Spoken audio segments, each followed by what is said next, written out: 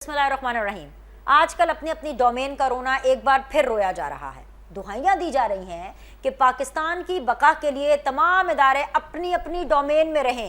ये अपनी अपनी डोमेन का बयानिया पाकिस्तान में सभी स्टेक होल्डर्स अपने अपने माली या सियासी मुफाद के तहत बनाते और आवाम को ट्रक की बत्ती के पीछे लगाते रहे हैं। कभी आसिफ अली जरदारी ललकारने लगते हैं कि अपनी डोमेन में रहो, तुमने 3 साल और हमने हमेशा रहना है, तुम्हारी ईंट से ईंट बजा देंगे, वगैरह वगैरह वगैरह वगैरह। तो कभी कभी नवाज शरीफ उठते हैं और वोट को इज्जत दो का नारा लगा देते हैं। जगह जगह जलसे करके कौम को बताते फिरते हैं कि ऐसा नहीं हो सकता कि आप वोट किसी और को दें और हुकूमत कोई और बना ले। यही काम आजकल इमरान खान कर रहे हैं। जी हाँ, वो इनकलाबी बने हुए हैं और तहरीक चला रहे हैं कि उनके साथ बड़ी ज्यादती हो गई, वोट पीटीआई को पड़ा और हुकूमत नून लीग की आ गई। ये मौसमी इनकलाब है और तारीख गवाह है कि जब जब इनकलाब की बातें हुई उसके पीछे मकसद सिर्फ इख्तदार था। किसी भी तरह, जी हाँ किसी भी तरह, बस इख्तदार मिल जाए, फिर चाहे गला पकड़ना पड़े या फिर पैर, सबको यहाँ इख्तदार चाहिए और किसी भी कीमत पर चाहिए। ना कोई नजरियात, ना कोई मॉरल ग्राउंड। इमरान खान को ही ले लीजिए, जब नवाज शरीफ इनकलाबी थे तब पूरी पीटीआई एस्टैब्लिशमेंट की मदासरा थी। तब वो जनरल याहिया के साथ खड़े थे और शेख मुजीबुर रहमान गद्दार वतन थे। आज हवाओं ने रुख बदला है, एस्टैब्लिशमेंट ने अपनी सपोर्ट उठा ली तो आज सोच भी बदल गई। शेख मुजीबुर रहमान मुहिब्बे वतन और जनरल याहिया गद्दार हो गए। इमरान खान खुद का मवाजना शेख मुजीबुर रहमान से कर रहे हैं। मौजूदा हालात को सन 1971 से जोड़ रहे हैं। बदनीयती ये है कि अपने गुज़श्ता मौक़िफ़ पर ना कोई शर्म है, ना कोई माफ़ी है, बस जो मुंह में आया शुरू हो गए। फॉलोअर्स का क्या, अंधी तकलीद है, अंधाधुंध मानते रहेंगे। सिर्फ सियासतदान ही नहीं, हमारी अदलिया भी आजकल एक बयानिया बनाकर चल रही है और वो बयानिया है मुदाखलत का। जजेस तकरीबात में कहते फिर रहे हैं कि वो हुकूमत या किसी एजेंसी की बी टीम नहीं बनेंगे। तो हजूरे वाला, जहां हुकूमत और एजेंसी का नाम लिया वहां बेहतर होता तहरीक इंसाफ या अपोजिशन का नाम भी ले लेते। यूं कह लेते कि हुकूमत, एजेंसी या किसी सियासी जमात की बी टीम नहीं बनेंगे, क्योंकि इस बार इल्ज़ाम ही यही है कि आप हुकूमत और एजेंसीज के खिलाफ एक मखसूस जमात के बयानिए के साथ खड़े। अदलिया का काम अदलो इंसाफ का निज़ाम बेहतर बनाना है, ना कि हुकूमती अमूर में मुदाखलत करना।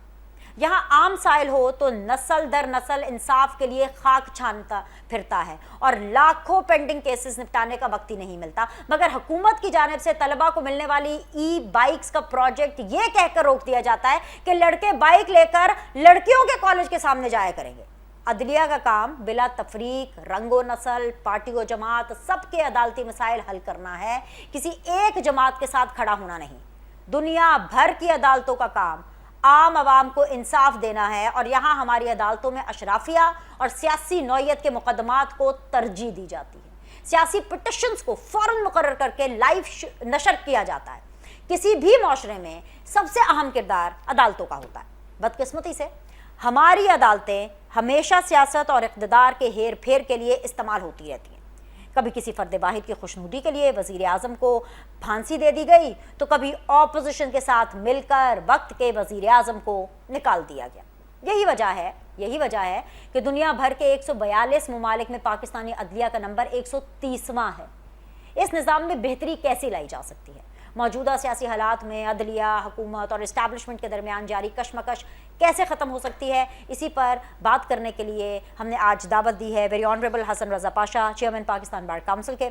हमें ज्वाइन करेंगे जी ब्रिगेडियर रिटायर्ड गज़नफ़र अली, दिफ़ाई तज्ज़ियाकार हैं। हमारे साथ मौजूद होंगे जी नवीद हयात मलिक साहब, साबिक़ सदर हैं इस्लामाबाद हाई कोर्ट के, और हमें ज्वाइन करेंगे जी मियाँ दाऊद जो कि माहिर कानून हैं। एक छोटा सा ब्रेक लेते हैं, ब्रेक के बाद वापस आएंगे, डिस्कशन को शुरू करेंगे। अस्सलाम वालेकुम जी। और इस वक्त सीधी बात जोन के अंदर हमें ज्वाइन किया हुआ है वेरी ऑनरेबल हसन रज़ा पाशा साहब ने, चेयरमैन है पाकिस्तान बार काउंसिल के। अस्सलाम वालेकुम, खुश आमदीद। मेरे साथ बने हुए हैं जी very honourable brigadier retired Ghazanfar Ali साहब, दिफ़ाई तज्ज़ियाकार हैं। अस्सलाम वालेकुम, खुश आमदीद। मेरे साथ बने हुए हैं जी नवीद हयात मलिक साहब, साबिक़ सदर हैं इस्लामाबाद हाई कोर्ट बार के। अस्सलाम वालेकुम, खुश आमदीद। And last but never the least मुझे ज्वाइन कर रहे हैं जी मियाँ दाऊद साहब, माहिर कानून हैं। अस्सलाम वालेकुम, बहुत बहुत शुक्रिया सर ज्वाइन करने के लिए। आज इस पैनल को मुरतब करने का मकसद ही यही है कि हम पाकिस्तान के उस बड़े मामले पर नज़र दौड़ाएं जो कि पाकिस्तान के अंदर इस वक्त सूरत हाल चल रही है। अदलिया हो, हुकूमत हो, इस्टेब्लिशमेंट हो, سبھی الگ الگ پیج پر نظر آ رہے ہیں. تو وہ جو ٹرم ہے نا کہ سیم پیج, اور ایک اور ٹرم بھی چلتی ہے کہ اپنی اپنی ڈومین میں رہنا. تو آج میں یہ سمجھنے اور جاننے کی کوشش کروں گی کہ کیا تمام ادارے, کیا تمام کے تمام سٹیک ہولڈرز اپنی اپنی ڈومین میں ہیں یا اپنی ڈومین میں رہ کر کے کام کر سکتے ہیں. Is it even possible in a country like Pakistan, یہ جو حالات ابھی چل رہے ہیں. سو میں آغاز کرنا چاہوں گی ویری آنریبل حسن رضا پاشا صاحب سے. حسن رضا پاشا صاحب, یہ جو ایک ڈبیٹ چلتی ہے کہ جی سب اپنی ڈومین میں رہیں, اگر سب اپنی اپنی حد میں رہیں گے نا اور اپنی حد میں رہ کے کام کریں گے تو کسی کو کوئی پرابلم نہیں ہوگی. عدلیہ اپنی حد میں رہے, اسٹیبلشمنٹ اپنی حد میں رہے, پارلیمان اپنی حد میں رہے, حکومت اپنی حد میں رہے. سر یہ ہو بھی سکتا ہے پاکستان جیسے ملک میں؟ جی سر بالکل ہو سکتا ہے, ناممکن نہیں ہے. 1973 میں جب کانسٹیٹیوشن آف پاکستان بنا تو اس میں بھی ٹرائیکاٹمی آف پاور کا ایک فارمولہ دے دیا گیا اور اس کے تحت عدلیہ کو, انتظامیہ کو اور پارلیمان کو اپنی اپنی ذمہ داریاں آئینی طور پہ سونپ دی گئیں اور اسی ڈومین میں رہتے ہوئے وہ کام کر سکتے ہیں. پرابلم یہ ہوتا ہے کہ جب ایک بھی ادارہ اپنی ڈومین سے باہر آتا ہے تو دوسرا جو ادارہ ہے یا تو وہ اس کو روکتا ہے, اگر نہ روک سکے تو پھر اس کی ڈومین میں چلا جاتا ہے اور بات جو ہے وہ پھر پنگ پانگ کھیلنا شروع ہو جاتا ہے اور پھر ایک دوسرے پہ الزامات لگا کے کہ تم نے فلاں ایسے کیا تھا, اب ہماری یہ مجبوری ہے, ہم نے یہ کرنا ہے. تو بہرحال یہ پہلے اگر اس کو اپنی اپنی ڈومین میں لانا ہے تو تمام تر جو یہ تینوں سیگمنٹس ہیں یہ ایک سٹیپ ڈاؤن کریں, اپنی اپنی جگہ پہ واپس جائیں. جس طرح کے فوجیں محاذ پہ واپس چلی جاتی ہیں, محاذ سے واپس چلی جاتی ہیں بیرکس میں, اس کے بعد اپنی بات کریں. میں سمجھتا ہوں کہ یہ کوئی ناممکن نہیں ہے. جو لیجسلیٹرز نے لیجسلیشن کی آئینی طور پہ, اس کو پاکستان کے معروضی حالات کو مد نظر رکھتے ہوئے یہ کی تھی, کوئی انہونی بات نہیں ہے اور یہ ممکن ہے, ناممکن نہیں ہے. ٹھیک ہے, آپ نے بڑا کلیئرلی کہا کہ ایفرٹ پٹ ان کی جائے تو بالکل ہو سکتا ہے. بریگیڈ صاحب, میں آپ سے جاننا چاہوں گی, سب سے پہلے تو یہ بتائیں کہ آپ کو کیا لگتا ہے ایز این اینالسٹ کہ اس دفعہ اپنی ڈومین میں کون نہیں ہے, کون اپنی ڈومین سے باہر نکل کے کام کر رہا ہے, یا آپ کو لگ رہا ہے کہ سارے اپنی اپنی ڈومین میں ہیں, یا آپ کو لگ رہا ہے کہ سارے اپنی ڈومین سے باہر نکل کے کام کر رہے ہیں؟ جی بریج, بہت بہت شکریہ.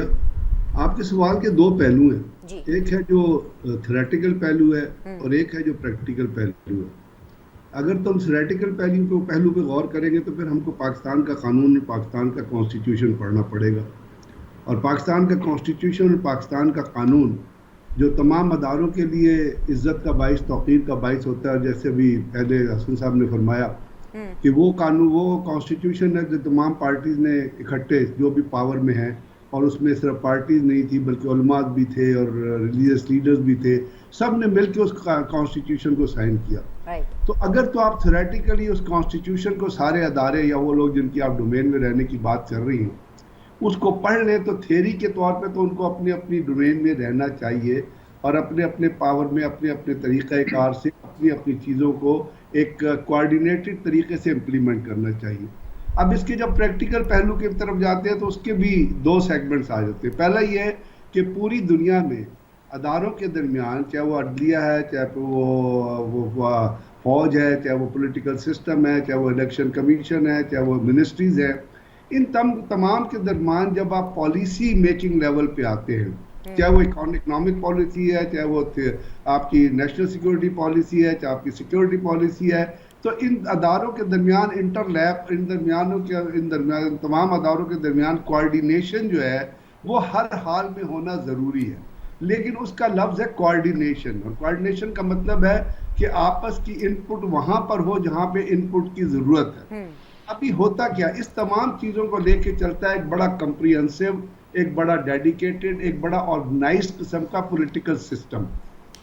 اگر وہ پولیٹیکل سسٹم آرگنائزڈ ہے اور اس پولیٹیکل سسٹم کے اندر سٹیکس جو ہیں وہ پرسنل نہیں ہیں, پارٹی اورینٹڈ نہیں ہیں, بلکہ نیشن اور نیشنل اورینٹڈ ہیں, قوم اورینٹڈ ہیں, عوام اورینٹڈ ہیں, جو کانسٹیٹیوشن بھی ڈیزائن کرتا ہے, جب وہ پاکستان کی سسٹم کے بارے میں کہتا ہے کہ democracy is by the people and for the people. تو اگر تو پارٹیوں کا رول اس طرح ہے اور اس کے اندر کوئی کرپشن نہیں ہے, اس کے اندر اپنی ذاتی فائدے اٹھانے کے لیے قانون کو میوٹیلیٹ کرنے کی, قانون کو تبدیل کرنے کی, کانسٹیٹیوشن کو نگلیکٹ کرنے کی, کانسٹیٹیوشن کو نہ مارنے کی اگر اس طریقہ کار سے وہ سسٹم چل رہا ہے تو پھر ہر ادارہ اپنی ڈومین سے باہر نکلے.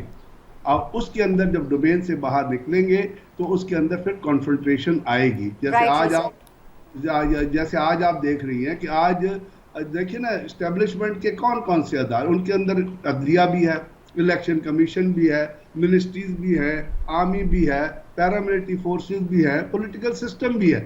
تو آج آپ کو انہی, چلے ہم اپنا پارٹیز کو ایک باہر نکال دیں, کیا ان اداروں کے درمیان آپ کو کوارڈینیشن نظر آ رہی ہے؟ پھر ان تم کا محور جو ہے وہ آپ کا سسٹم ہے جس کے اندر آپ کی حکومت آ جاتی ہے. کیونکہ جب آپ ان اداروں کو اور حکومت کو ملا لیں گے تو وہ ریاست ہو جائے گی. لیکن جب ان اداروں کو کنفرنٹیشن کے طور پہ آپ دیکھیں تو حکومت اور ادارے کیا ان کی آپس میں کوارڈینیشن ہے؟ تو بات یہ ہے کہ اگر تو آپ بنائے ہوئے طریقے کے مطابق, کانسٹیٹیوشنل پیرامیٹرز کے مطابق, پاکستان کے بنائے ہوئے قوانین کے مطابق اگر عمل کریں گے تو ادارے جو ہے وہ اپنی ڈومین میں رہیں گے. لیکن اگر آپ اداروں کو ذاتیات کے لیے استعمال کریں گے اور آپ کہیں گے کہ یہ میرا چونکہ سسٹم, میرا چونکہ ویسٹڈ انٹرسٹ اس پولیس کے اس کام سے پورا ہوتا ہے تو میں یہ کروا کے رہوں گا چاہے یہ قانون میں آتا ہے یا نہیں آتا ہے, تو پھر آپ خود ہی اندازہ لگا لیجئے کہ جب آپ کسی کو تھوڑا سا لیوریج دیتے ہیں, جیسے ہم بڑا بولڈ طریقے سے کہتے ہیں, تو یہ کہا گیا تھا کہ جب آپ نے لوگوں کو جیسے فریڈم فائٹر کے طور پہ ہتھیار دے دیے, جب وہ موومنٹ ختم ہو گئی تو ان کے پاس تو ہتھیار آ گئے. یعنی کہ اپنے مالی اور سیاسی فائدے کے لیے یہ ہمیشہ نعرہ لگایا جاتا رہا ہے پاکستان کے اندر کہ جی اپنی ڈومین میں رہیں. Absolutely sir, I got your gist. Allow me to move forward. Mian Dawood صاحب, میں آپ کی طرف آؤں گی. ہمیشہ سے ہی ہم نے دیکھا ہے کہ موسٹلی بیسیکلی میں کہوں گی کیونکہ اس دفعہ مجھے لگ رہا ہے کہ ٹرینڈ تھوڑا سا چینج ہو رہا ہے, ہم نے دیکھا ہے کہ حکومت کو اسٹیبلشمنٹ سے خطرہ رہا ہے. لیکن اس دفعہ یہ کہا جا رہا ہے, بہت سے ایسے پولیٹیکل کامنٹیٹرز ہیں اور بہت سے ایسے سیاسی پنڈتس ہیں جو کہ یہ مانتے ہیں اور یہ کہہ رہے ہیں کہ بھائی اس دفعہ تو میچ عدلیہ اور حکومت کا ہے. آپ کو بھی یہی لگتا ہے سر؟ بالکل, اس میں کوئی دوسری رائے نہیں. میں تو ہمیشہ ہی یہ بات سمجھتا آیا ہوں اور پاکستان کی تاریخ بھی اس بات کی گواہ ہے کہ پاکستان کو جب بھی نقصان پہنچایا گیا ہے وہ جج صاحبان کی طرف سے پہنچایا گیا ہے. آپ جسٹس منیر صاحب سے لے کے جسٹس عمر عطاب بندیال تک کے سیاسی جج صاحبان, متعصب جج صاحبان کا دور اٹھا کر دیکھ لیں. پاکستان کی جب بھی پیٹھ کے اندر چھری گھونپی گئی ہے تو وہ جج صاحبان کی طرف سے گھونپی گئی ہے. یہ اگر جسٹس منیر صاحب اس وقت اپنا جو ہے وہ سرنڈر نہ کرتے تو کبھی بھی ایسا نہ ہوتا کہ پاکستان کے اندر جمہوریت کو کبھی بھی خدشہ پہنچتا. جب بھی پاکستان ترقی کرنے لگتا ہے, جب بھی پاکستان کی معیشت تھوڑا سا سٹیبل ہونے لگتی ہے, جب بھی پاکستان کے اندر ایک سسٹینیبلٹی آنے لگتی ہے تو اس وقت جو ہے یہ جج صاحبان اپنے آپ کو والنٹیئر کرتے ہیں آگے, اور والنٹیئر کرنے کے بعد پھر ایک ایسے آپ کہہ لیں کہ ایجنٹ کا کردار ادا کرتے ہیں جس کی وجہ سے پاکستان کو نقصان ہوتا ہے ماضی میں. تو یہ تاریخ اس بات کی گواہ ہے کہ جرنیلوں کے ساتھ مل کر جو ہے ان جج صاحبان نے پاکستان کی جمہوریت کو اور آئین کو نقصان پہنچایا. لیکن اس مرتبہ میں بڑے ادب سے گزارش کروں گا, یہ تاثر بالکل واضح طور کے اوپر نظر آ رہا ہے کہ بعض جج صاحبان جو ہیں جو جسٹس گلزار کے ہاتھ کے تعینات کردہ ہیں, جو جسٹس ثاقب نثار کے ہاتھ کے تعینات کرتا ہے, وہ ابھی بھی ایک آپ کہہ لیں کہ عمران خان کی جماعت کو سپورٹ کرتے ہوئے انڈائریکٹ طریقے سے حکومت کے اوپر جو ہے وہ انکانسٹیٹیوشنلی ان کو گرل کرنے کی کوشش کر رہے ہیں, جس کی بڑی مثال جو ہے وہ آپ اسلام آباد ہائی کورٹ میں چلنے والے مقدمات کو آپ دیکھ سکتے ہیں. جس چیز کی آئین اجازت ہی نہیں دیتا, جج صاحبان کو اجازت نہیں دیتا, فوج کو اجازت نہیں دیتا, سیاستدانوں کو اجازت نہیں دیتا, اس کو پرفارم کرنے والے وہ شخصیات جو ہے وہ کیسے کر سکتی ہے. ہم بہت زیادہ اس بات کے اوپر تنقید کرتے ہیں کہ پارلیمنٹ جب موجود ہو تو آرڈیننسز جو ہے وہ نہیں آنے چاہیے, اور یہ 100% بات درست ہے. اب جس طریقے سے ہم اس بات کو تنقید کا نشانہ بنا رہے ہیں کہ پارلیمنٹ کی موجودگی میں کل پرسوں یہ حکومت نے جو آرڈیننسز جاری کیے ہیں یہ غلط ہے. بالکل اسی ہی طریقے سے کسی بھی جج صاحب کا اپنی آئینی حدود سے, آئین کے آرٹیکل 199 میں جو ایک جج کی حدود قیود متعین کر دی ہیں اس سے باہر جب وہ نکلے گا تو اس کا مطلب یہ ہے کہ وہ جج جو ہے وہ انڈیپینڈنٹلی کام نہیں کر رہا بلکہ وہ اداروں کے اندر تناؤ پیدا کرنے کی کوشش کر رہا ہے. اور آپ یہ کہہ رہے ہیں کہ عدلیہ جو ہے وہ اپنے ڈومین سے باہر نکل رہی ہے. Very clearly you said that. میاں داؤد صاحب میرے ساتھ رہیے, بات کو آگے لے کر جاتے ہیں. نوید ملک صاحب, عدلیہ کا کردار آپ کی نظر میں, کیونکہ میں کل سن رہی تھی پرسوں in fact chief justice Lahore high court کو, اور وہ یہ کہہ رہے تھے کہ بھئی ہمیں حکومت کی یا ایجنسیز کی بی ٹیم نہیں بننا. لگے ہاں تو یہ بھی کہہ دیتے کہ ہمیں پی ٹی آئی کی بھی بی ٹیم نہیں بننا. مطلب وہ میں ڈفرنس اور وہ جو تھن لائن تھی کہ کس کی بی ٹیم بننا ہے کس کی نہیں بننا, میں وہ تلاش کرتی رہی, لیکن مجھے وہ کچھ خاص ملی نہیں سر. دیکھیں, جیسے میاں داؤد صاحب نے کہا اور باقی جو ہمارے بھائی ہیں جنہوں نے اپنے اپنے خیالات کا اظہار کیا, اس میں کوئی شک نہیں ہے کہ عدلیہ کے حوالے سے ایک تاریخ ہے, اور ان تاریخی جو حقیقتیں ہیں ان سے ان کو نہ ہی ہم نظر انداز کر سکتے ہیں اور نہ ہی ان کو جھٹلایا جا سکتا ہے.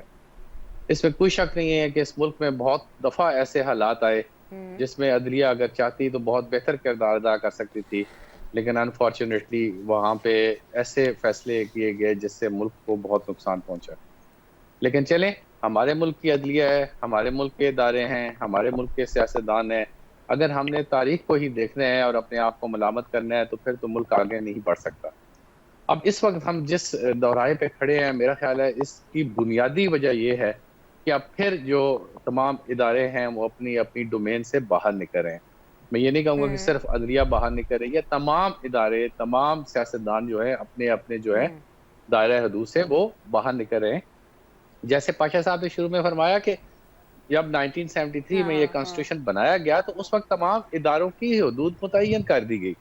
دیکھیں, یہ ملک اسی صورت میں ترقی کر سکتا ہے جب تمام ادارے اپنے اپنی حدود میں رہیں گے اور کسی دوسرے کی حدود میں جو ہے وہ مداخلت نہیں کریں گے. ابھی بھی میں سمجھتا ہوں کہ تمام اداروں کی طرف سے دوسروں کی حدود میں مداخلت ہو رہی ہے اور یہ چیز تیزی سے اس ملک کو تباہی کی طرف لے کے جا رہی ہے. تو سب کو چاہیے کہ جیسے کہ ایک سٹیپ بیک ہوں اور اپنی اپنی حدود میں واپس جائیں اور پھر بیٹھ کر آپس میں متفقہ طور پر فیصلہ کریں اور اس ملک کو آگے لے کے چلیں, بجائے ایک دوسرے کو نیچے دکھانے میں ہم اس ملک کو تباہ کریں. لیکن نوید صاحب, مسئلہ یہ ہے کہ اگر گریٹر ڈیبیٹ کی طرف جانا ہے, جو آپ بات کریں کہ سب مل کر کے بیٹھ کے کریں, اگر سب نے مل کر ہی بیٹھنا ہے پھر تو کوئی بھی اپنی اپنی ڈومین میں نہیں رہے گا نا. یعنی مل کر بیٹھنے کا مطلب ہے کہ پارلیمنٹ یعنی سیاستدان, آرمی چیف کے ساتھ یعنی آرمی, اور پھر اس کے بعد چیف جسٹس یعنی کہ عدلیہ, اور پھر اس کے بعد جتنے بھی آپ کے سٹیک ہولڈرز ہیں, تو اپوزیشن ہے, ظاہری سی بات ہے. اور ابھی جو موجودہ اپوزیشن ہے اس کا تو خیر مطلب کچھ سمجھ نہیں آ رہا, ان کو تو قبلہ ہی کہیں اور ہے. تو اگر ہم ان ساروں کو ملا کر کے پھر بھی کسی نہ کسی طرح ایک ٹیبل پر بٹھا دیں گے تو پھر تو اپنی ڈومین میں کوئی بھی نہیں رہے گا نا, وہ تو کچھ گیو اینڈ ٹیک ہوگا. سر جی سر, میں یہ نہیں کہتا ہوں کہ تمام کو ایک ٹیبل پہ بٹھا دیں. تمام ادارے اپنے اپنے اندر جو ہے وہ اپنی جو ہے بہتری لائیں اور اس میں اپنی حدود متعین کریں, خود یہ فیصلہ کریں. اگر عدلیہ ہے تو عدلیہ کے تمام جو ہائی کورٹس ہیں, چیف جسٹس ہیں, سپریم کورٹ ہے, وہ آپس میں بیٹھیں, وہ آپس میں یہ فیصلہ کریں کہ آئندہ ہم نے کسی کی بی ٹیم نہیں بننا, ہم نے کسی دوسرے کے ادارے میں مداخلت نہیں کرنی.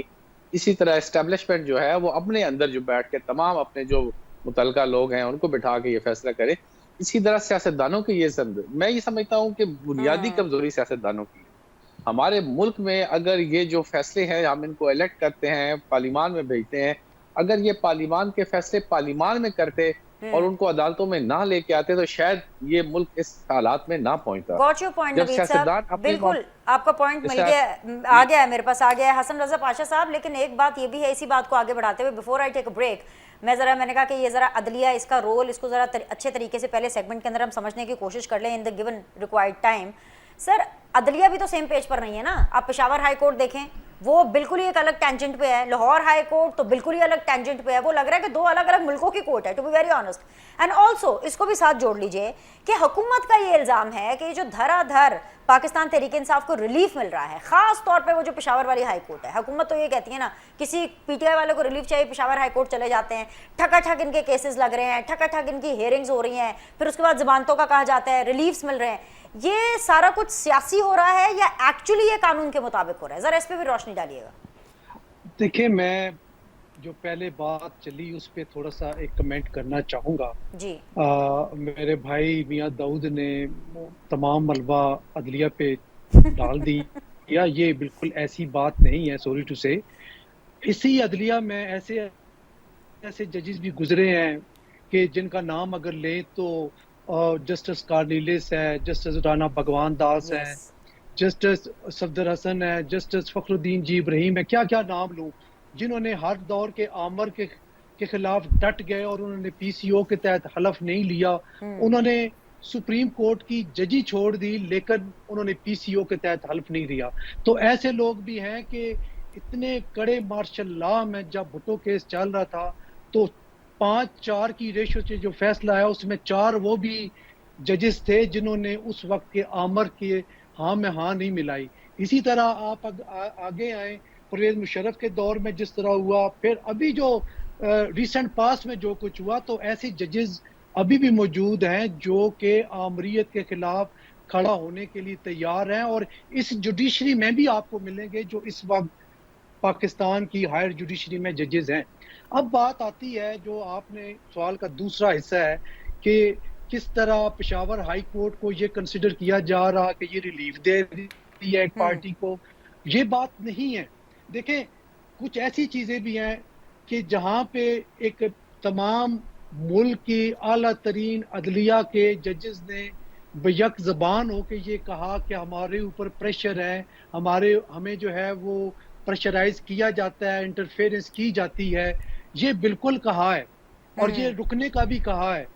लेकिन दूसरी तरफ जो वो इम्प्लाइडली प्रेशर ले लेते हैं, मसलन सोशल मीडिया से अगर कोई जज प्रेशराइज हो के कोई फैसला करता है तो वो कहाँ जाएगा। एक मिसाल मैं देता हूँ सर, वो जज ही कहेगा जो कि सोशल मीडिया का प्रेशर ले ले, मैं एंकर ही कहेगी कि अगर मैं आसपास के रिएक्शन का फैसला ले लूं। अच्छा सर, ये बड़े इंटरेस्टिंग पॉइंट के ऊपर मुझे ब्रेक का कहा जा रहा है, इसी थॉट को होल्ड कर लें, सेगमेंट बड़ा लंबा और एक छोटा सा ब्रेक ले लेते हैं। ब्रेक के बाद वापस आएंगे सर, मैं आप ही से दोबारा कनेक्ट करूंगी। Will be back shortly. Welcome back ji, panelist मेरे साथ मौजूद हैं जी। हसन पाशा साहब अपना आर्ग्यूमेंट जरा कंप्लीट कर लें इससे पहले कि मैं अगला सवाल रखूं। जी सर। जी, होता ये है कि जब कोई बड़े नाम वाला एलीट क्लास, मैं नाम नहीं लेता, कोई भी हो, उसका जब केस आता है तो एक दिन फाइल होता है, या तो उसी दिन लग जाता है या फिर वेरी नेक्स्ट डे लग जाता है। एक आम आदमी का केस आप जोर लगा ले वो अर्ली नहीं लगता। जज साहिबान जो है वो आप देखें कि हमने ये भी देखा कि एक हाई कोर्ट के मुअज़्ज़ज़ जज साहब, एक पार्टी लीडर घर से निकलता है 4 बजे और रात 9 बजे तक उसका इंतजार करते हैं। यही चीज जो है वो आम पब्लिक में ये बात आती है तो कहते हैं उनके लिए कानून और है और हमारे लिए और है। हम पहली पुकार पे 9:01 पे हम हाजिर नहीं होते, हमारी पिटीशन डिसमिस हो जाती है, जबकि एक और मुलजम है जो रात को 9 बजे पहुंचता है और उसकी हाजिरी लगाई जाती है, उसको रिलीफ मिलता है। इसी तरह इस्लामाबाद हाई कोर्ट की बात करते हैं कि एक अपील आज से 3 महीने पहले एक केस का फैसला हुआ और 3 महीने के अंदर अंदर उस अपील को है वो रेगुलर हियरिंग के लिए लग गई। लिविंग असाइड मेरिट और डीमेरिट ऑफ दैट केस, मैं उसमें नहीं पढ़ता, ना ही मेरा किसी पॉलिटिकल पार्टी से ताल्लुक है। क्या किसी आम आदमी की अपील 3 महीने के अंदर अंदर हाई कोर्ट में फिक्स हुई है? सवाल ही पैदा नहीं होता सर, सवाल ही पैदा नहीं होता। बस मुझे समझ आ गई है बात, आपका मेरा दुख सेम है कि ये जो पॉपुलर लोगों के केसेस होते हैं उनको किसी और तरह लिया जाता है। हसन रजा पाशा साहब की तो फिर भी सुनी जाएगी क्योंकि आपका तो शायद फिर भी कनेक्शन होगा। बीनर सलीम की नहीं सुनी जाएगी, बीनर सलीम की नहीं सुनी जाएगी सदरिया के हाथों। हमें कुछ बड़ा करना पड़ेगा। जरा मैं ब्रिगेड साहब की तरफ जाती हूँ। ब्रिगेड साहब, वैसे तो बड़ा इमरान खान साहब भी बहुत कुछ कर रहे हैं, मतलब उन्होंने तो इतनी बड़ी चीज़ कर दी, इतनी बड़ी चीज़ कर दी कि मुझे लगता है कि वो आजकल अपने आप से भी खुश नहीं है, क्योंकि वो कह रहे नहीं मैं इमरान खान नहीं हूँ, मैं शेख मुजीब हूँ, मैंने नहीं बनना इमरान खान, मैंने शेख मुजीब बनना है। मतलब अपना कंपैरिजन वो शेख मुजीब से कर रहे हैं। क्या ये कंपैरिजन हो भी सकता है सर? देखिए, जहाँ तक इमरान खान के कहने का बात है, वो क्यों कंपेयर कर रहे हैं या किस लिए कर रहे हैं, वो तो टेक्निकलिटी उनके जहन में होगी। लेकिन मेरा ख्याल शेख मुजीब का जो रोल था और जो इमरान खान का रोल है वो एक जैसा नहीं है। शेख मुजीब का रोल जो है वो लिंक था, लिंक, और उसके ऊपर अब तो मतलब है बहुत सारी किताबें आ गई हैं जिसके ऊपर सब कुछ लिखा हुआ है। के अजीज़ है, उनकी एक नई किताब है, ये world powers and the 1971 breakup of Pakistan. तो उन्होंने शेख मुजीब का किरदार जो उसको बड़ा डिटेल से बना दिया है कि उन्होंने 2 शेख मुजीब, जब पाकिस्तान बनना शुरू हुआ था तो पाकिस्तान के हामी थे, लेकिन फिर उसमें मुक्ति बानी जब बनी और जिस तरह इंडिया ने उनको ख़रीदा और जिस तरह चीज़ें हुई, तो वो कंपैरिजन बनता नहीं। वो क्यों कर रहे हैं, मैं गालिबन वो कुछ उन्होंने इससे पहले, मैं नहीं कह सकता कि उन्होंने चीज़ को नहीं पढ़ा, लेकिन उनको ये बात नहीं कहनी चाहिए थी। کیونکہ عمران خان اگر جیل کے اندر ہے تو وہ ان کی یہ نوشن یا ان کا یہ اسٹانس کہ جی میں کسی سے بات چیت نہیں کروں گا یا میں کسی اصول پہ کسی اپنے کسی اصول پہ سمجھوتا نہیں کروں گا، لیکن اس کے باوجود بھی آپ دیکھیے کہ ان کی پارٹی کی پولیٹیکل موومنٹ یا ان کی پارٹی کی جو موومنٹ چلنی چاہیے وہ تو چل رہی ہے، تو وہ یہ کس طرح کہہ سکتے ہیں؟ یہ ان کو اس کا جواب دینا ہوگا، اور جواب دینا ان کو چاہیے کہ وہ شیخ مجوب کے کریکٹر میں اور عمران کے کریکٹر میں بہت زیادہ فرق ہے۔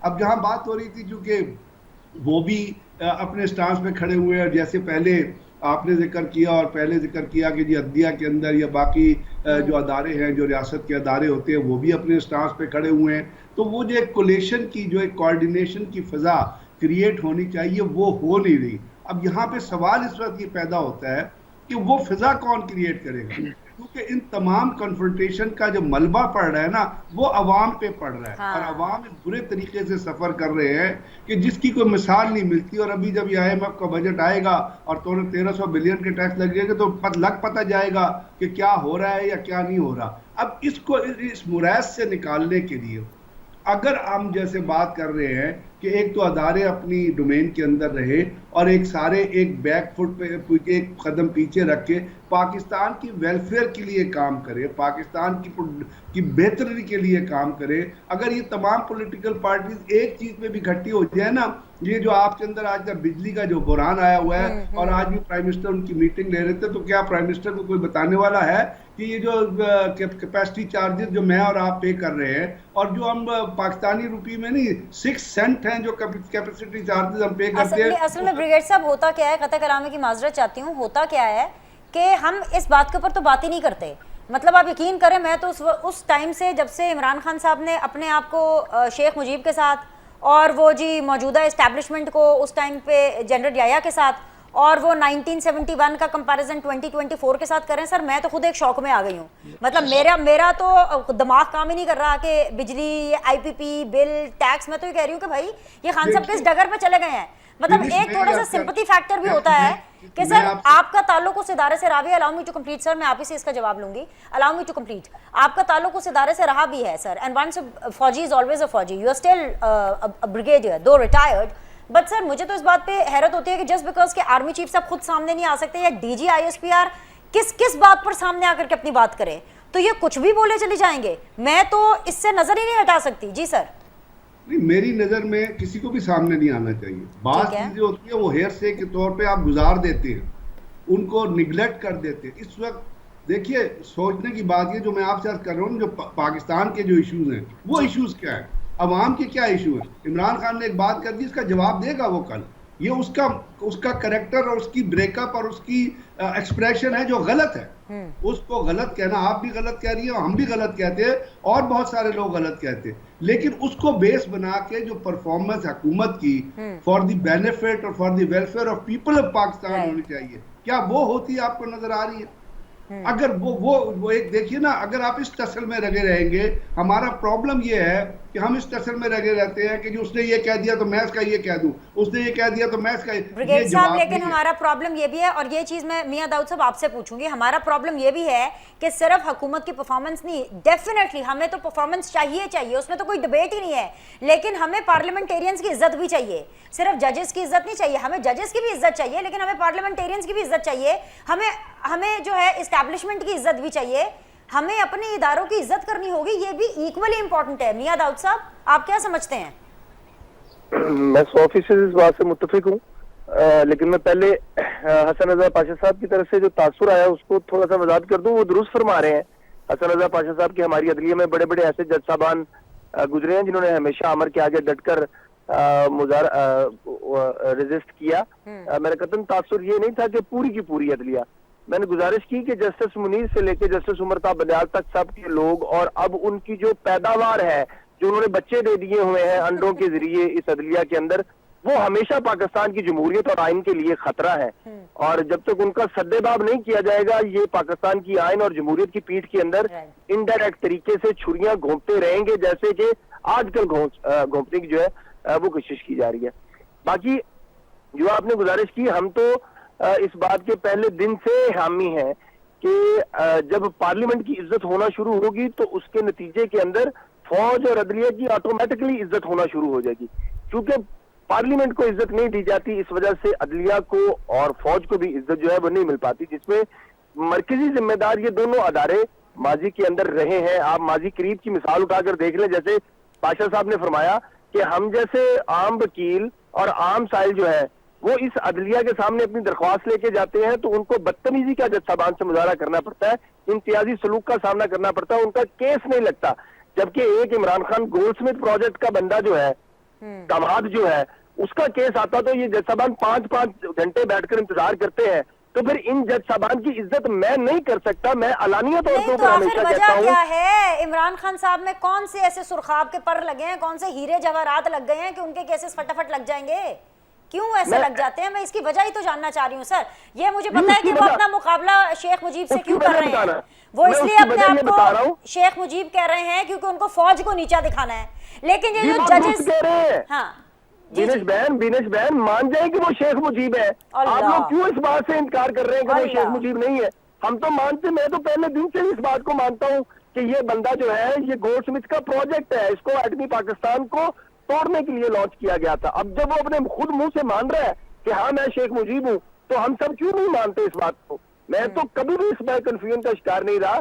میری آپ سوشل میڈیا اٹھا کے دیکھ لیں، میرا موقف اٹھا کے دیکھ لیں، میں پہلے دن سے اس بندے کو شک کی نظر سے دیکھتا ہوں، لکھتا آ رہا ہوں، گزشتہ 5 برس سے اس کے کردار کے اوپر لکھتا آ رہا ہوں کہ اس بندے کی تو سر پھر تو اپنی ڈومین تو عمران خان نے کراس کی۔ ہم ایویں اسٹیبلشمنٹ کو روتے رہتے ہیں کہ جی اسٹیبلشمنٹ اپنی ڈومین کراس کرتی ہے، وہ تو تب کے چپ کر کے بیٹھے ہوئے ہیں، وہ اگلا جو ہے فوج کو اتنا نیچے دکھانے کے لیے اس لیول تک کمپیریزن پہ آ گئے سر، کیونکہ وہ شیخ مجیب ہے، اسی لیے وہ اس کمپیریزن پہ آ رہا ہے۔ میں تو مانتا ہوں کہ وہ شیخ مجیب ہے۔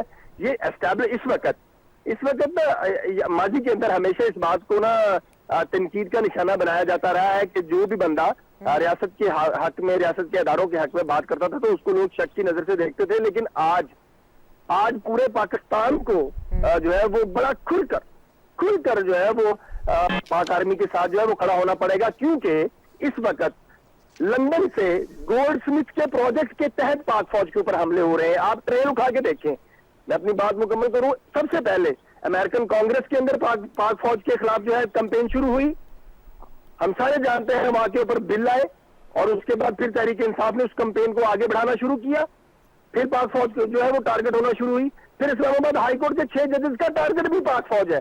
تو آپ دیکھیں گے کتنے آرگنائزڈ طریقے سے پاک فوج کے اوپر حملہ آور ہے، چونکہ تحریک انصاف جو ہے وہ حملہ آور ہے پاک فوج کے اوپر، اس لیے میں اپنی ذات سمیت ہر پاکستانی کو کہتا ہوں کہ ان کو غیر مشروط جو ہے وہ پاک فوج کا جو ہے وہ ساتھ دینا چاہیے، اس میں کوئی دوسری رائے جو ہے وہ نہیں ہونی چاہیے، کیونکہ یہ ایک اور اصول جو ہے وہ پاکستانی قوم کو بنا لینا چاہیے، جس طرف تحریک انصاف کھڑی ہونا وہ ہمیشہ غلط ہوگی، اور جس کی مخالفت تحریک انصاف کر رہی ہے نا اس کو ماننا چاہیے کہ بندہ جو ہے وہ سچ پر ہوگا۔ اگر اس فتنے کا ہم سب نے اسی طریقے سے ایگریسو طریقے سے مقابلہ نہ کیا تو یہ پاکستان کے وجود کے لیے خطرناک ثابت ہوں گے۔ یہ شیخ مجیب بننے کی طرف پہلے دن سے چلے ہوئے ہیں، کیا اس بندے نے کشمیر سرنڈر نہیں کیا؟ ہم سب جانتے ہیں سرنڈر کیا۔ اگر یہ اتنا ہی ان کا بالادست تھا، اتنا ہی ڈیموکریٹک تھا تو اس وقت اسٹینڈ لیتا، کہتا میں نے نہیں کیا، کیوں بھیگی بلی بن کر امریکہ میں جا کر یہ کشمیر کو سرنڈر کر کے لے کے آیا؟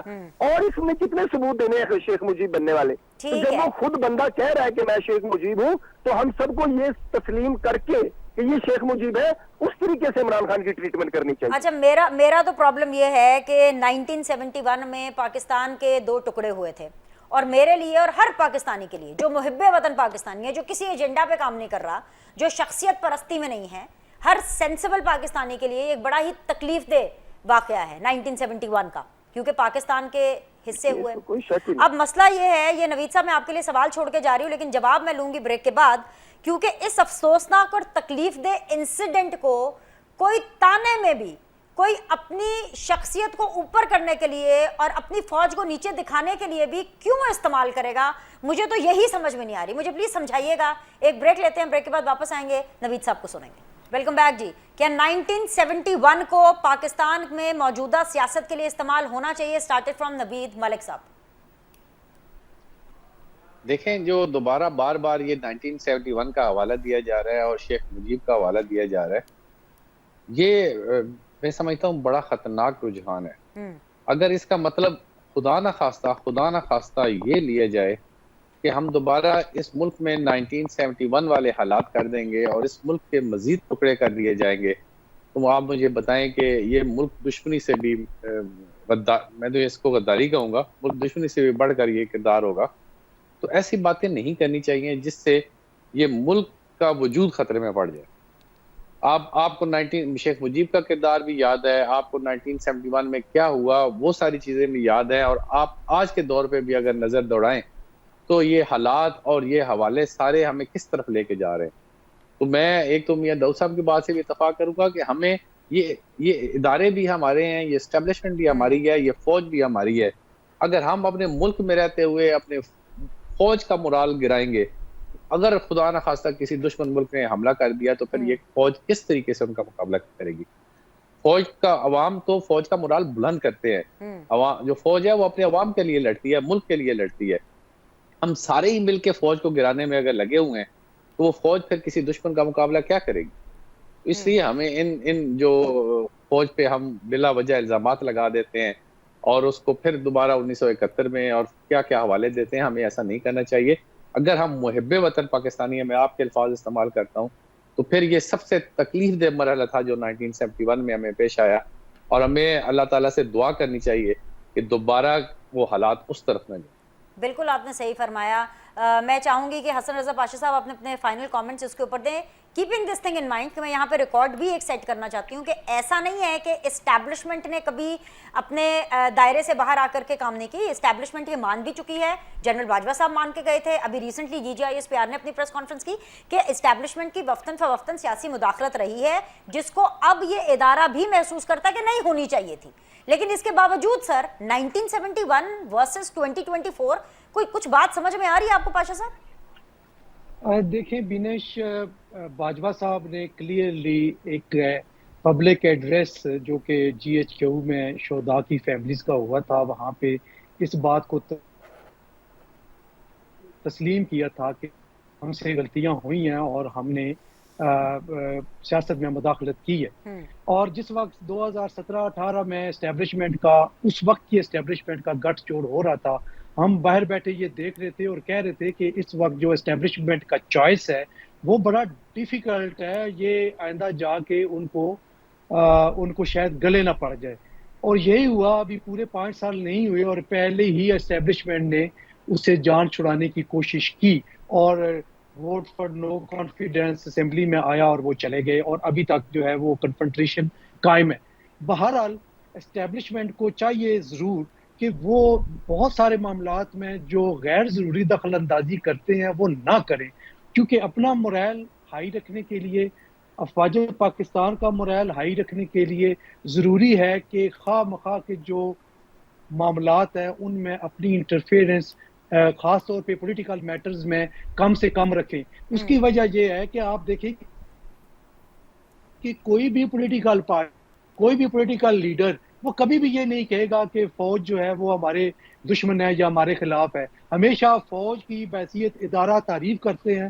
البتہ جب تنقید کی باری آتی ہے تو وہ شخصیات کو لے کے تنقید کرتے ہیں. یقیناً وہ شخصیات جن کو وہ تنقید کا نشانہ بناتے ہیں ان کے لیے کسی وقت کے لیے مشکلات پیدا کی گئی ہوگی. جس طرح کے بار بار آپ دیکھیں باجوہ صاحب کا نام ابھی بھی گونج رہا ہے، مختلف اوقات میں باتیں ہوتی ہیں تو باجوہ صاحب نے یہ کیا، باجوہ رجیم یہ ہے. تو میں سمجھتا ہوں کہ باجوہ صاحب کے کنفیشن کے بعد جو موجودہ اسٹیبلشمنٹ ہے اس کو اپنا لائن آف ایکشن جو ہے وہ ایک تعین کر لینا چاہیے. کم از کم جتنا بھی اپنے آپ کو پولیٹیکل معاملات سے الگ رکھیں گے. جی سر، یہ چلیں میں آپ کو خبر دے دیتی ہوں. ویسے تو یہ اس نوعیت کا پروگرام نہیں ہے، مطلب ہم سارے آپس میں تھنک ٹینکس ہی بیٹھے ہوئے ہیں، لیکن پھر بھی میں آپ کو خبر دے دیتی ہوں کہ یہ والی اسٹیبلشمنٹ سیاست کے اندر انٹرفیئرنس نہیں کرے گی، اور اس کی سب سے بڑی وجہ یہی ہے کہ جو عمران خان صاحب کو کوئی جواب نہیں دیا جا رہا اور جو عمران خان صاحب کو انگیج نہیں کیا جا رہا، جس کی تکلیف عمران خان صاحب کو ہے کہ وہ فوج کے اندر ایک ڈیوائڈ کریٹ کرنا چاہتے ہیں اور غدار کون ہے کا جو سٹیٹس ہے نا اس کو آگے لے کر کے چل رہے ہیں. ویری کوئکلی غضنفر صاحب 1 منٹ میرے پاس رہ گیا ہے، کائنڈلی 1 منٹ میں آپ سم اپ کر دیجیے. بہت شکریہ. جی سر. میں تو آپ سے پہلے میں نے آپ سے کہا، آپ نے خود ہی میری بات کا جواب دے دیا کہ فوج نے کہا کہ جو فوج جواب نہیں دے رہی. میں بھی آپ سے یہی عرض کر رہا تھا کہ جو 1971 اور شیخ مجیب ہے ये एक बहुत तकलीफ दे अमल है। 1971 में पाकिस्तान टूटा था, और पाकिस्तान जब टूटा था तो हमारा जो हाल था, हम कॉलेज स्कूल में पढ़ते थे कि हमने पता नहीं कितने दिन तक खाना नहीं खाया था। एक बहुत तकलीफ, उसका रेफरेंस किसी भी तरीके से आज की सियासत में देना एक बहुत डेंजरस ट्रेंड है। और जो भी देगा, मैं यहाँ से आप कैटेगोरिकली कह रहा हूँ, जो भी उसको कंपेयर करेगा आज के हालात से, जो भी उस वक्त की जो पर्सनैलिटीज थी जो जिन्होंने ब्रेकअप किया, जो ब्रेकअप में शामिल थी, जो भी उसका रेफरेंस देगा वो पाकिस्तान के इंटरेस्ट में नहीं होगा। बिल्कुल आपने बजा फरमाया, क्योंकि पाकिस्तान है तो जजेस हैं, पाकिस्तान है तो जर्नैल है, पाकिस्तान है तो सियासतदान है, पाकिस्तान है तो इमरान है, पाकिस्तान है तो अवाम है। तो मैं तो यही कहूंगी, पाकिस्तान जिंदाबाद, पाकिस्तान पाइंदा।